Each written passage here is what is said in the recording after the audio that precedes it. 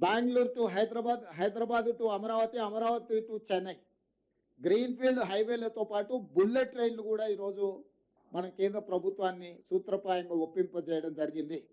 దీంతోని దూరము తగ్గుతుంది. Dedicated greenfield highway, express హైవేలు వేయడం ద్వారా, బుల్లెట్ ట్రైన్ ద్వారా రవాణా సులభతరం చేస్తున్నాం.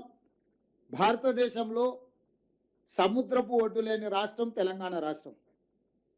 ఒకప్పుడు నిజాం ప్రభుత్వంలో మచిలీపట్నం పోర్టు కూడా మన దగ్గర ఉండేది, నిజాం రాజ్యం ఉన్నప్పుడు.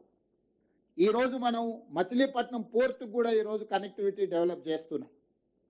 తద్వారా ఈ మ్యానుఫ్యాక్చరింగ్ జోన్లో సొంత దేశాలే కాకుండా విదేశాల నుంచి కూడా పెట్టుబడులను ఆకర్షించడం ద్వారా ఈరోజు అభివృద్ధి ప్రణాళికలు సిద్ధం చేస్తున్నాము.